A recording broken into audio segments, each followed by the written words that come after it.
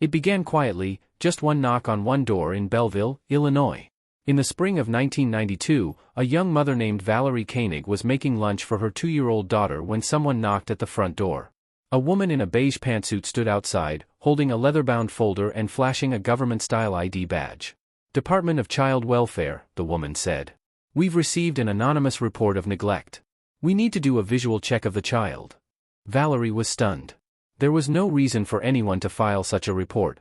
She asked for clarification. The woman was calm, polite, insisted it was standard procedure. But something felt off. The badge had no state seal. The name was printed in generic font. And the woman never gave a last name. Valerie told her to wait while she called her husband. When she turned back to the door, the woman was already walking down the driveway, fast, without looking back. Her car, a dark sedan with no plates, peeled away. Valerie called Child Protective Services. They had no idea who she was talking about. No record. No visit scheduled. Local police were called. A report was filed. But nothing came of it. Then it happened again. Over the next 3 months, similar incidents cropped up across southern Illinois and eastern Missouri. Columbia, Missouri, a man in a blue suit claimed he was following up on a malnutrition report. He asked to inspect the children's spines. He left when the father demanded to see supervisor credentials.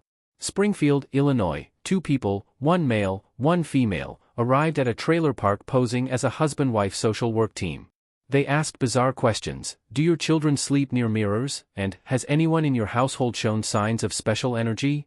St. Louis suburbs, a single mother opened the door to a woman who knew her full name, her son's name, and his date of birth. She said they had recent grounds for a custody concern. But when the mother stepped out of the room to get her phone, the woman was suddenly gone. In every case, the pattern was the same. Asterisk, the visitors had fake, convincing-looking credentials. Asterisk, they always showed up in unmarked vehicles. Asterisk, they knew personal details that weren't public. Asterisk, they asked to see the children, but only ever asked. Asterisk, when challenged, they vanished quickly. Asterisk, no official agency had any record of the visits. Panic spread among parents. PTA meetings became forums for fear. Local papers started calling them the phantom social workers. But police departments had no leads. Some blamed a cult. Others a trafficking ring. Some whispered it was something darker. The FBI quietly opened a file. But no one was ever arrested. The turning point came in August 1993. In Farmington, Missouri, a retired schoolteacher named Harlan King had been watching his daughter's kids while she ran errands. Around 3 p.m., someone knocked on the back door. A young man in khakis stood with a badge and a binder. Same story, Child Services. "We need to perform a welfare check." But Harlan wasn't the average grandparent. He had worked in administration for over 20 years and had trained hundreds of actual caseworkers. The badge was wrong. The form numbers he quoted didn't exist. His terminology was outdated. When Harlan questioned him, the man's polite smile faded. "You people never learn," he muttered. Then he dropped the binder and bolted into the woods behind the house. Police were called immediately. A statewide bolo was issued. But the man was never found. What they did find was the binder. Inside were dozens of typed sheets. Names, addresses, medical histories, school records, of children from multiple counties. Some as far as Kentucky and Indiana. Many of those kids had already experienced visits from social workers.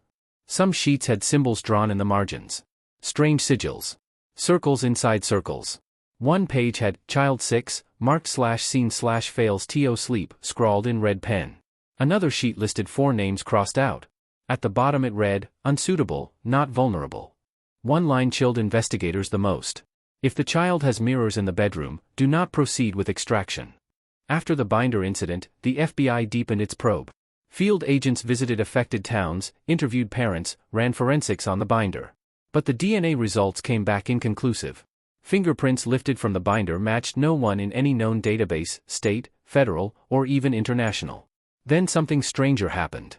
The families who had been visited began receiving letters. Handwritten. No return address. Postmarked from all over the Midwest. Some just said, "Your child has been seen." Others had single sentences. "She was not alone that night."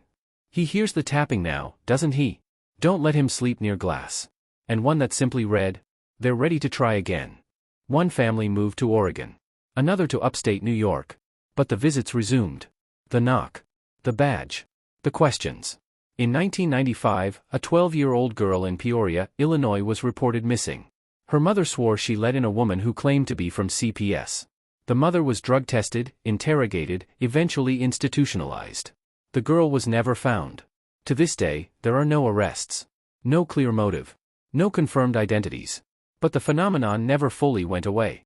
As recently as 2018, a Reddit user in Kansas City posted home security footage of a man in slacks knocking on their door at 2:47 a.m., flashing a badge. He asked to check on a child named Finn. The homeowner had no children. The video ended when the man noticed the door camera. He smiled, waved, and whispered, "Still watching."